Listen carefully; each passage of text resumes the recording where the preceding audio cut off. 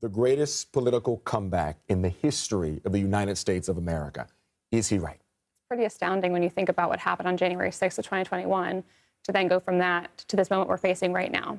And I don't think that this is so much as a referendum on Harris specifically. I do think it, though, says that any Republican essentially in this position would have won pretty handily because of the American people's dissatisfaction with how their lives are at the current moment. And that was a really hard battle to kind of overcome, being part of the current administration and then trying to run a separate ticket. So I do think that Republicans have been largely viewed as better equipped to handle the economy and better equipped to handle issues like immigration or safety and security. And so at the end of the day, that's where voters went, was change, but also what's going to be best for my bottom dollar. And we saw that play out in ways that people probably didn't expect to happen, but that's where people voted.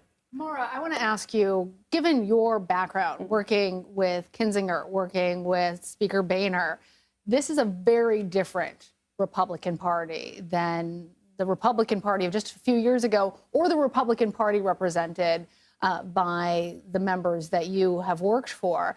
Do you think that this cements Trumpism and the MAGA movement as the future of the Republican Party?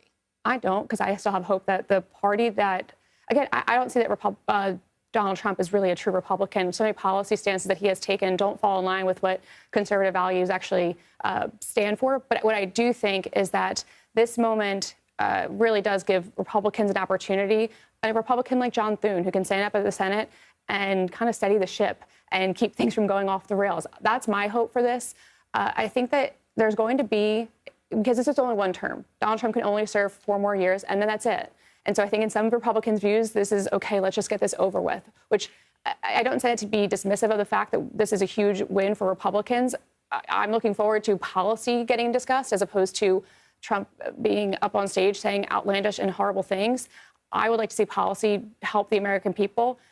But I also do think that in the years to come and years down the road, we're going to see this, kind of ignorance about what Trump has said. And people are going to say they didn't know that he was like this, or they didn't really hear that, they wouldn't have supported him if they did. And they're going to make excuses for the support they've given to him.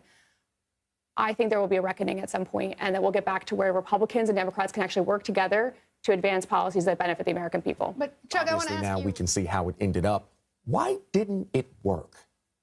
I would say that because that issue fell flat when Biden was running for re-election, which I don't think he should have ever run for re-election. He promised that he would be a one-term president and that he would then pass the torch. Dean Phillips tried saying it's time to pass the torch, and I remember being on a different show and being laughed at by even bringing up the fact that I thought Dean Phillips was a good opportunity for Democrats to embrace the younger generation and move forward. So I think that then when he did drop out after the debate in June, then Harris was more or less appointed to be the nominee.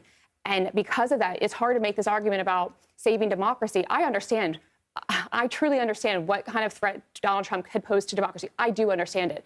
But I don't think that argument makes the same impact when you basically have an appointed Kamala Harris as opposed to the Democrats electing her to be their nominee. And so there is that gap. And it was faced, either people voted for Trump or they voted write-ins and didn't support Harris in the end.